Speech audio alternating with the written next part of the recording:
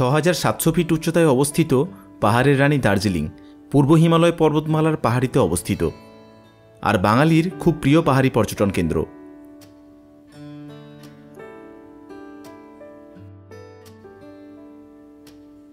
আর এখানে আসলে দার্জিলিং শহরের মধ্যমণি মেলেতে অন্তত একবার হলেও আসতেই হয়।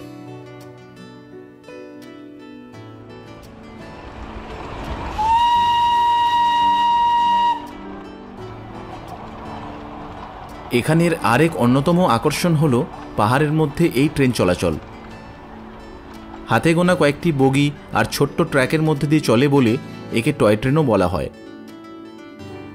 কখনো কখনো এই ট্রেনকে পথের ধারে সঙ্গী হিসেবেও পাবেন।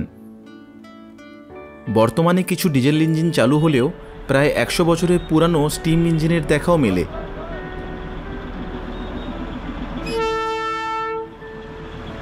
দার্জিলিং হিমালয়ান রেলওয়ের অন্তর্গত এই ট্রেনে করে পুরো দার্জিলিং শহরের একটি জয় রাইডও করে নিতে পারেন। টিকিট বুকিংয়ের জন্য আইআরসিটিসির মোবাইল অ্যাপ অথবা ওয়েবসাইট দেখে নিতে পারেন। ডিজেল জয় রাইড ১০০০ টাকা আর স্টিম জয় রাইডের জন্য ১৫০০ টাকা করে লাগে মাথাপিছু। এই জয় রাইড মোট ৪৫ মিনিটের মতো হয়। আর এই ট্রেন চলাচলের কারণেই এখানে রয়েছে ভারতবর্ষের উচ্চতম রেলওয়ে স্টেশন ঘুম। তবে শুধুমাত্র টয় ট্রেনই নয়, আরেকটিও বিখ্যাত জিনিস রয়েছে যার জন্য এই ট্রেন বানানো হয়েছিল, সেটা হলো এখানকার চা। ব্রিটিশ ইন্ডিয়ার সময়ে ইংরেজরা এখানে চা চাষ শুরু করেন। তবে এখানকার আদর্শ জলবায়ু আর উচ্চতার কারণে এই চা খুব ভালো কোয়ালিটির হয়, যা খুব তাড়াতাড়ি পৃথিবী বিখ্যাত হয়ে ওঠে। দার্জিলিংয়ে প্রতি বছর প্রায় ৭০ লাখ কেজি চা উৎপাদন হয়, যা ইন্ডিয়াতে উৎপন্ন চায়ের ১% মাত্র। তবে এখানকার চা পরিমাণে না, গুণমানের জন্য বিখ্যাত। তাই এখানকার বেশিরভাগ চা আজও বিদেশে রপ্তানি করা হয়, যার মধ্যে একটি সবথেকে এক্সপেন্সিভ চা ভারতের, যার দাম প্রায় ১.৫ লাখ টাকা প্রতি কেজি, দার্জিলিং সিলভার টিপস টি। আর দার্জিলিং থেকে এই চাই বিভিন্ন স্থানে পৌঁছানোর জন্যই তৈরি করা হয় দার্জিলিং হিমালয়ান রেলওয়ে।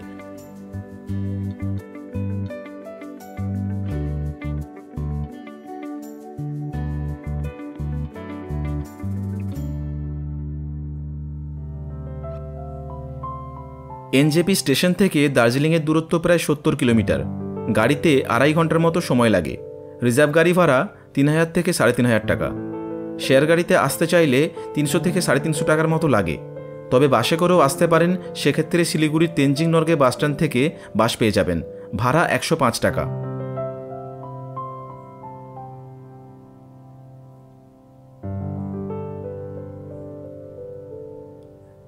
রিজার্ভ গাড়িতে করে আসলে গাড়ি আপনাকে ভানুভবনে ড্রপ করে দেবে। এখান থেকে মেল ৫ মিনিটের হাঁটা পথ।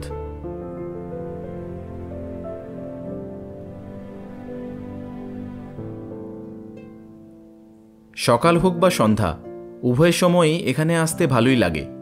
আর আসাটাও মাস্ট। প্রচুর দোকানপাট, হোটেল, লোকজনের ভিড়, রেস্টুরেন্ট সব মিলিয়ে দারুণ একটা জমজমাট জায়গা।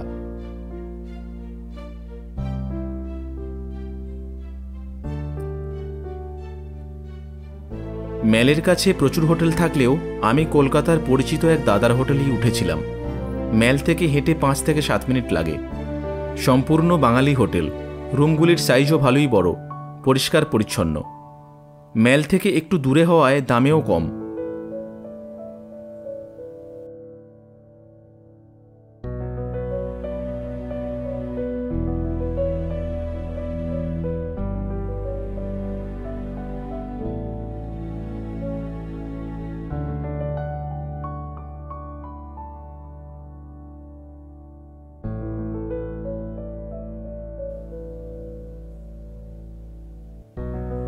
সস্তার মধ্যে যদি ভালো হোটেল চান তাহলে ওনার সাথে যোগাযোগ করতে পারেন।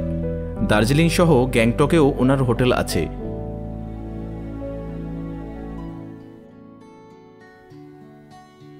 হোটেলে থাকা খাওয়ার জন্য ৮০০ টাকা করে লেগেছিল জনপ্রতি।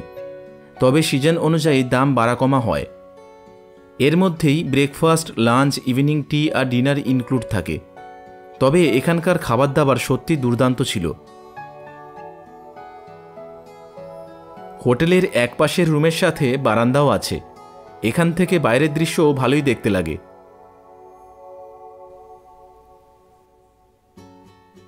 সন্ধ্যায় হাঁটতে হাঁটতে বেরিয়ে পড়লাম ম্যালের উদ্দেশ্যে। সারাক্ষণই জমজমার জায়গা। সোয়েটার, চাদর ইত্যাদির দোকানগুলিতে সবথেকে বেশি ভিড়, দামও রিজনেবল।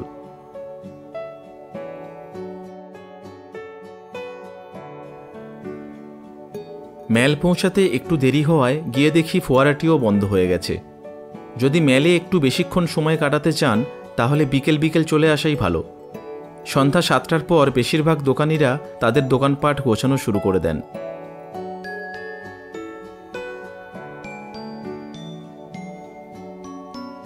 ভিডিওটি যদি ভালো লাগে তাহলে লাইক, আর চ্যানেলটিতে যদি প্রথমবার আসেন সাবস্ক্রাইব করার অনুরোধ রইল।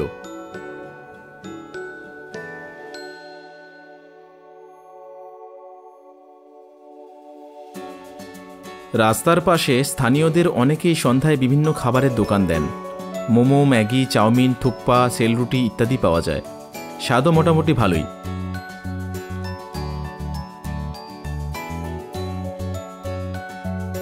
মেলেতে ঘণ্টাখানেক সময় কাটিয়ে হোটেলে ফিরলাম। ততক্ষণে ডিনারও রেডি হয়ে গেছে।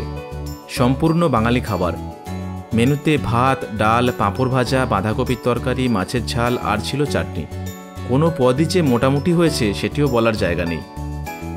ভোরে টাইগার হিল যাব, তাই তাড়াতাড়ি খেয়ে শুয়ে পড়েছিলাম।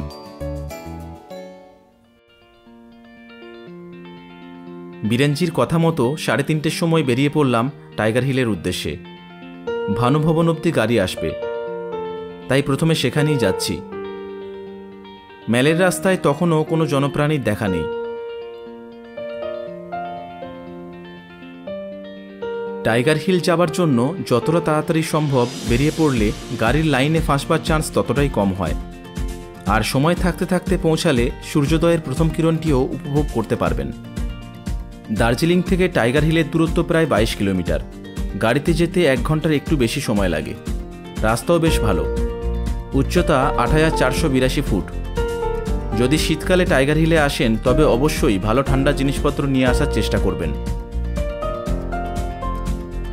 টাইগার হিলে পৌঁছালাম। তখন বাজে ভোর 4:45। পৌঁছে দেখি এ যেন এক মেলা বসেছে। তখনই বুঝতে পারলাম দার্জিলিং এত খালি ছিল কেন।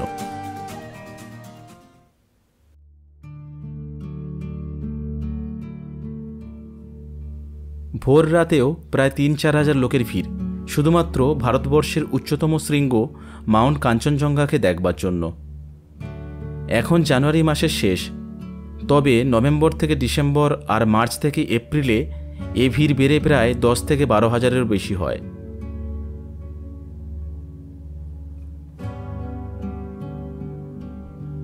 আস্তে আস্তে সকাল হচ্ছিল।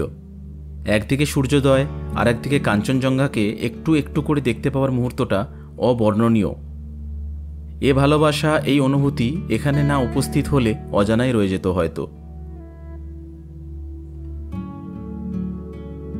একসাথে দুই দৃশ্য, সূর্যোদয় আর একদিকে কাঞ্চনজঙ্ঘার আবির্ভাব। কতবার যে ঘাড় ঘুরিয়েছিলাম তার কোনো হিসেবও ছিল না। ক্যামেরা হাতে উন্মুক্ত মনে দাঁড়িয়ে থেকে শুধু দেখছিলাম, আর যতটা পারলাম ক্যামেরায় তুলে রাখলাম, ভবিষ্যতে কোনো না কোনো স্মৃতিচারণার সুবিধার্থে।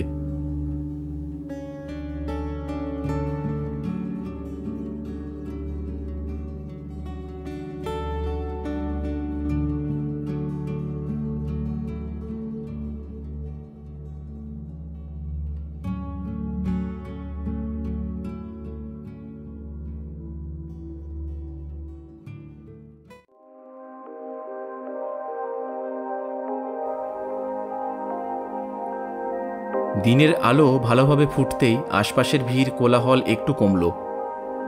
অনেকেই চা, কফি, ম্যাগি, মোমো ইত্যাদি দোকানগুলিতে ভিড় করেছেন। সকালের আলোতে গাড়ির ছাদের উপর হালকা তুষারপাতেরও প্রমাণ পেলাম।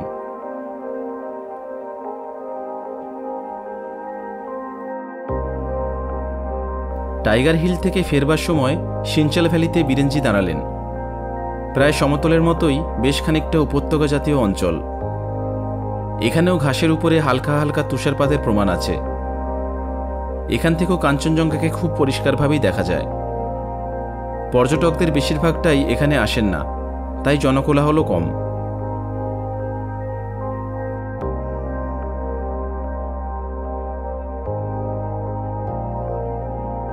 উপরের পাহাড়টিতেই টাইগার হিল, আর নিচের এই উপত্যকাটাই সিঞ্চল। যদি শুধুমাত্র কাঞ্চনজঙ্ঘা দেখতে আসেন তবে আমার মতে সিঞ্চল থেকে দেখলেই বেশি ভালো লাগবে। ভিড় আর যানজট দুটোকেই এড়ানো যাবে, তাতে সময়ও বাঁচবে, মন ভরে উপভোগ্যও হবে ব্যাপারটা।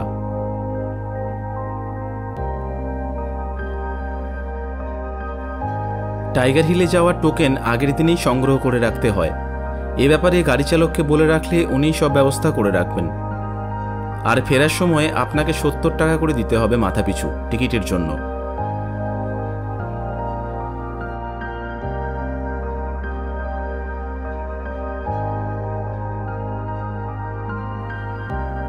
দার্জিলিংয়ে অনেক সাইট সিন করার জায়গা আছে, উল্লেখযোগ্য কয়েকটির নাম দিলাম।